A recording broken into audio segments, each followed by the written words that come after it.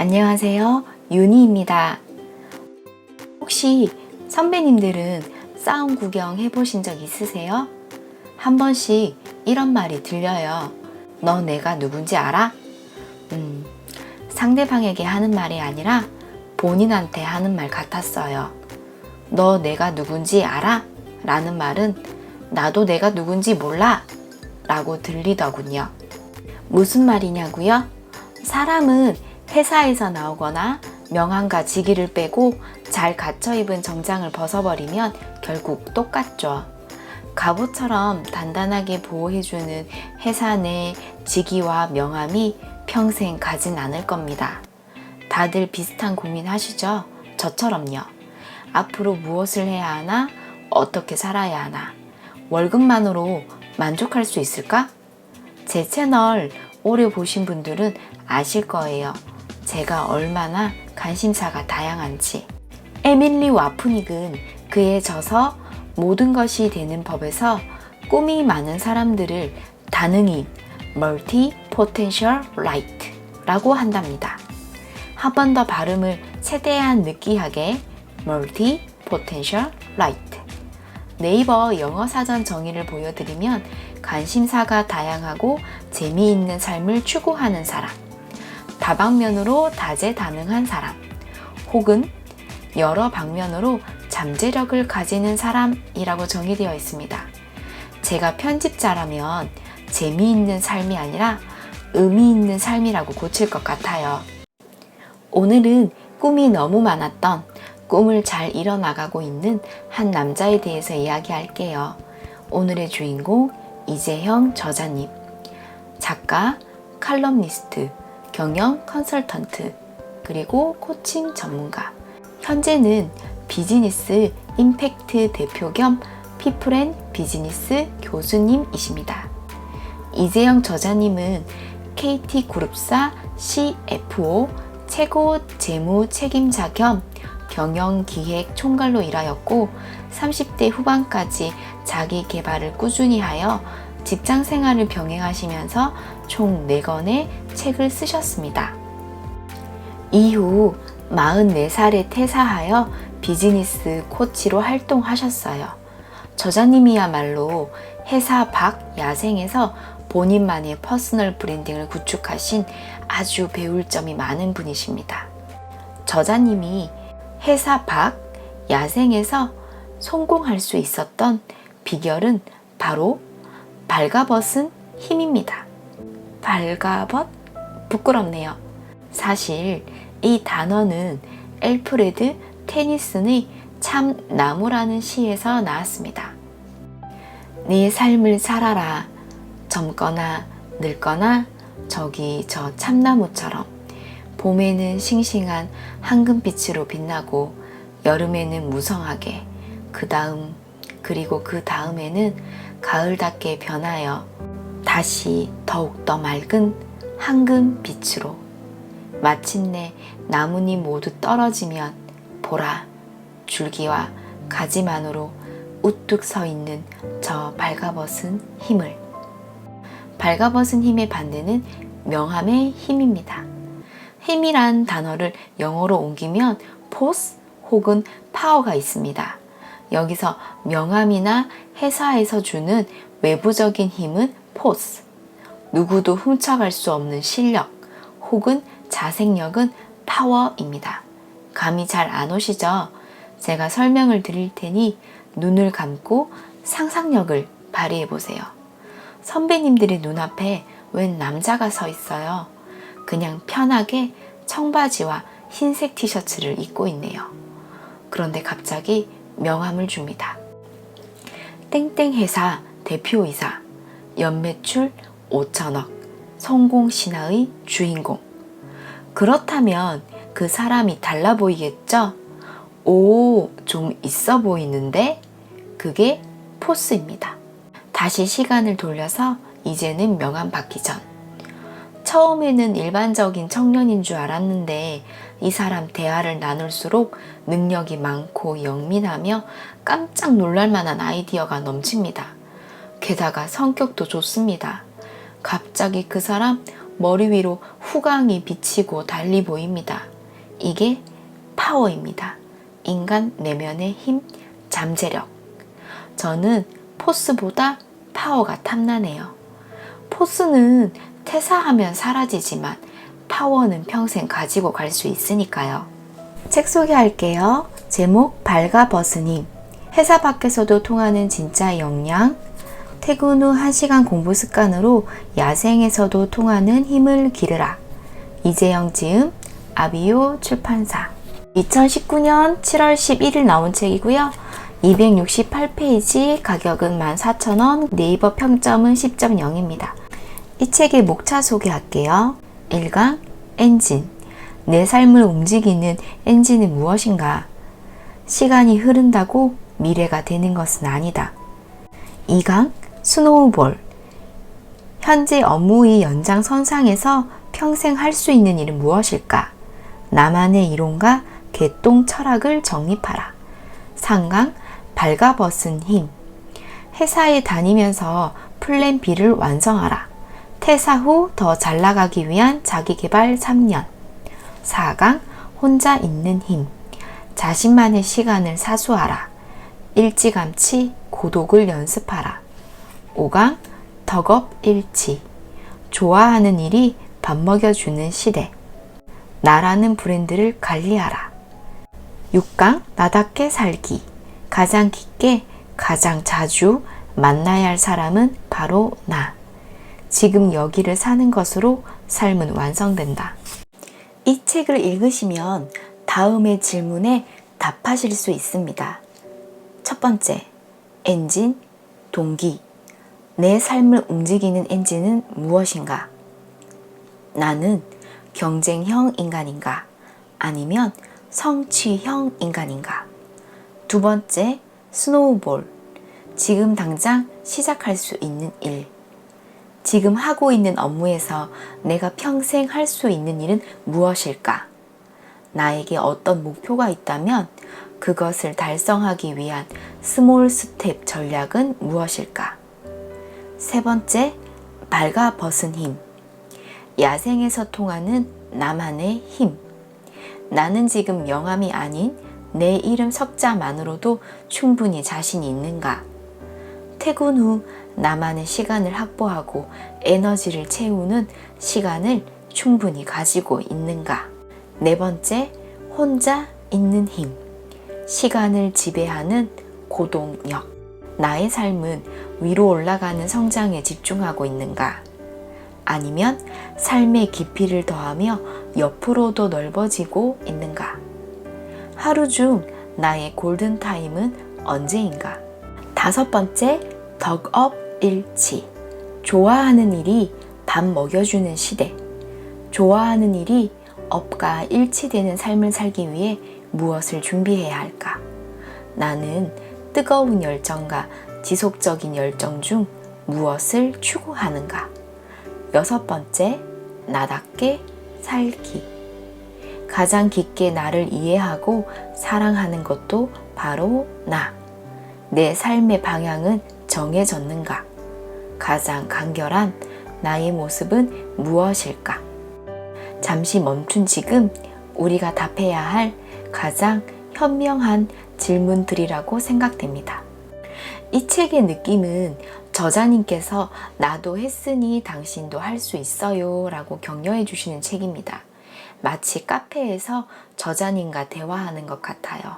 편하게 저와 함께 카페에서 도란도란 대화를 나눈다 생각하시면 좋겠어요. 책 내용 중 가장 감명 깊었던 내용 위주로 말씀드릴게요.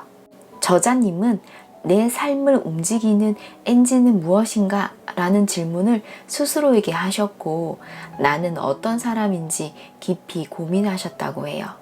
쉽게 말하면 나는 외적 동기, 외부의 칭찬, 적절한 보상을 중요하게 여기는 사람인 건지 혹은 내적 동기, 행복, 배움과 성장을 중요하게 여기는지 생각해 보는 것입니다. 결론은 내 가슴이 원하는 대로 살자, 일을 즐겁게 하고 그 안에서 가치를 찾자 였습니다. 회사 밖 야생에서도 통하는 진짜 역량을 찾기 위해 첫 번째, 통제 가능한 일에 집중하기. 두 번째, 커리어를 점검하여 현재 업무 중 미래와 연결되는 일을 찾기. 세 번째, 배운 지식을 종합 정리하여 진정한 나의 것으로 만들기에 집중하셨습니다. 저는 지식을 내 것으로 만들기가 가장 중요하다고 생각합니다. 삶에 대한 기본 자세는 학생이지만 무덤까지 학생으로 가면 안 되겠죠. 내 것으로 만들어 나와 타인에게 선한 영향력을 베푸는 것이 중요하다고 생각됩니다. 저자님이 선택한 방법은 다름 아닌 책 쓰기였습니다. 배우기만 하여 드러나지 않은 지식인 암묵지를 문서나 매뉴얼처럼 형식을 갖춘 형식지로 전환할 수 있는 가장 좋은 방법이 바로 글쓰기입니다. 물론 매일 시간을 내어 공부하고 글을 쓴다는 것은 결코 쉬운 일이 아닙니다. 글쓰기를 단순히 미래를 준비해야 해 라거나 돈을 더 벌어야 해 라는 이유는 오히려 사람을 초라하게 만듭니다. 그리고 쉽게 지치게 합니다. 그러니 돈을 벌어 부유하게 살겠다는 목적보다 자신의 신념에 맞는 목적을 설정하는 것이 중요하다고 이야기해 주십니다. 요약하면 강력한 내적 동기와 실행력에 따라 지금과는 완전히 다른 삶을 살 수 있습니다. 저자님은 누군가의 남편이자 아버지, 그리고 회사에서는 임원이셨죠. 정말 바쁘셨을 텐데 부담 없이 실천할 수 있는 작은 목표부터 시작하셨어요. 예를 들면 직장에서는 업무에 집중하고 평일 퇴근 시간을 알차게, 주말에는 새벽에 기상하여 글을 먼저 쓰고 그 이후에 자녀들과 행복한 시간을 가졌답니다. 촘촘하게 시간 관리를 하신 것이죠.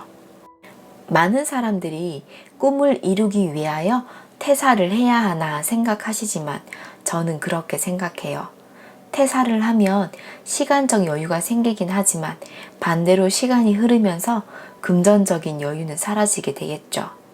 하지만 직장을 다니면서 제2의 인생을 준비할 경우 시간적 여유는 다소 없더라도 적어도 금전적인 이유로 조급하게 준비하지 않으니 오히려 기초부터 탄탄하게 성장할 수 있다고 생각됩니다. 그림을 보시면 바닥 구간을 지나 어느 시점부터 급성장하게 되죠. 만약 우리가 식어버린 물과 같다면 열정을 조금씩 붓고 매일 걷고 뛰다 보면 우리의 에너지는 점진적으로 열을 품게 되고 그러다가 임계점에 다다르면 끓어오르기 시작해요. 끓는 점 아시죠? 멈춰 있는 것처럼 보이는 이 바닥 구간을 지나면 어느 시점에 성장하게 됩니다. 지금 우리는 멈춰 있지만 조금씩 성장하고 있습니다. 저도 마찬가지고요. 멈춰 있지만 매일 꾸준히 에너지를 주면 바닥 구간을 지나 어느 순간 성장할 겁니다. 지금의 불행도 결국 우리의 편으로 만들어 보도록 해요. 지금껏 잘 살아왔잖아요. 우리 모두 오늘 하루도 고생했어. 아이고 예뻐 해줍시다. 오늘 하루 잘 살았다 상. 잘 견뎌냈다 상. 내일도 나의 것이다 상. 총 상관왕이네요. 작년에 읽었던 애덤 그랜트의 오리지널스에서도 직장에 다니면서 창업을 준비한 사람은 그렇지 않은 사람들보다 실패할 확률이 33% 낮았다고 합니다. 저자님 역시 이제 거의 모든 준비가 다 되었다 생각했을 때 그때 44살에 퇴사를 하였습니다.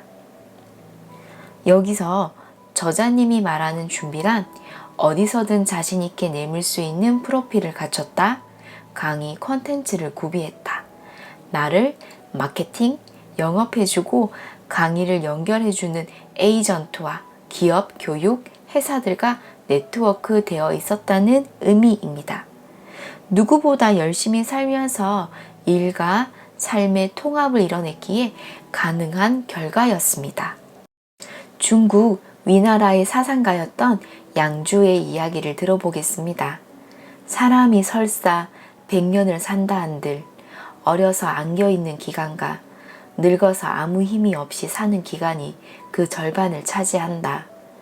그리고 잠자는 시간, 헛생각을 하는 시간, 아프고 병들고 슬퍼하고 괴로워하고 근심하고 두려워하는 시간들을 제하고 나면 정작 남는 시간은 조금밖에 없는 것이다. 사람들은 때로 인생이 아주 길다고 착각하죠. 그러나 양주의 말처럼 우리가 실제로 활용할 수 있는 시간은 매우 제한적입니다. 또한 꾸준히 노력하고 공부하는 것도 좋지만 때로는 쉼이 필요합니다. 김동영님의 너도 떠나보면 나를 알게 될 거야에 이런 말이 나옵니다. 사람이 살아가면서 꼭 위로 높아지는 것만이 정답은 아닌 것 같아. 옆으로 넓어질 수도 있는 거잖아. 마치 바다처럼. 넌 지금 이 여행을 통해서 옆으로 넓어지고 있는 거야. 많은 경험을 하고 새로운 것을 보고 그리고 혼자서 시간을 보내니까 너무 걱정 마. 내가 여기서 시간을 보내는 동안 다른 사람들이 너보다 높아졌다면 넌 그들보다 더 넓어지고 있으니까. 옆으로 넓어진다는 것은 제 생각에 뿌리가 넓고 깊게 박힌다는 의미인 것 같습니다. 열심히 사는 것도 중요하지만 휴식도 중요합니다. 나의 뿌리를 깊고 넓게 박고 모든 것을 이뤄낼 수 있는 체력 관리를 위해서. 제가 책을 읽으며 감명 깊었던 일화는 두 가지였습니다. 저자님께서 41살이 되었을 때 6개월 휴가를 내셨다고 해요. 일종의 리프레시 휴직 제도를 활용한 것인데 당시 회사에서는 저자님에게 중요한 업무를 맡기려던 참이었습니다. 조직 개편, 인사 발령과 팀장 보직 제한 등. 윗분들은 조심스럽게 무슨 일이냐고 물어보셨고 저자님은 실은 제가 예전부터 40이 되면 휴직을 하겠다고 인생 계획을 세워놓고 있었습니다. 단지 그걸 실행하는 것 뿐입니다. 다른 의도는 없습니다. 라고 하셨답니다. 이에 담당 상무님은 자네 멋지군. 나도 늘 그런 생각을 했지만 실천으로 옮기지 못했는데 의미 있는 시간 보내고 오게나 라고 말씀해 주셨답니다. 저자님의 실행력도 멋지지만 그보다 더 멋진 훌륭한 상사님을 두셨더라고요. 그렇게 6개월 동안 더욱 깊어지고 넓어지는 시간을 가지셨습니다. 그리고 휴직 기간에 동갑내기 친구와 함께 베트남 다낭으로 5박 6일간 여행을 다녀오셨다고 합니다. 정말 멋진 사람들을 만나고 열대 과일과 시원한 맥주, 와인, 그리고 현지의 음식들, 에메랄드빛 바다에 나가 수영을 하고 해변에서 일광욕을 즐겼습니다. 또한 칵테일을 마시며 각자 가져온 책을 읽고 토론도 하고 여행을 할 수 있음에 축하하고 기뻐했다고 합니다. 마치 어린아이처럼요. 저는 이런 모습들이, 풍경들이 참 좋았습니다. 아내와 자녀를 먹여 살리기 위해 고군분투했던 40대 남자 2명이 자유롭게 헐헐 날아다니는 모습들이 가슴에 퍽 감동으로 다가왔습니다. 이제 마무리하겠습니다. 저자님이 그토록 원하던 삶을 살 수 있었던 것은 강력한 내적 동기와 실행력으로 요약할 수 있습니다. 또 하나 추가하자면 바로 혼자 있는 힘입니다. 저 역시 혼자 있는 시간, 고독을 대단히 사랑합니다. 서울의대 정도언 명예교수는 프로이트의 의자에서 다음과 같이 말했습니다. 현명한 사람들은 고독과 외로움을 구분해 말합니다. 고독이란 혼자 있는 즐거움이고 외로움은 혼자 있는 고통이라고 합니다. 고독은 사람을 강하게 만듭니다. 그러나 대가는 치러야 합니다.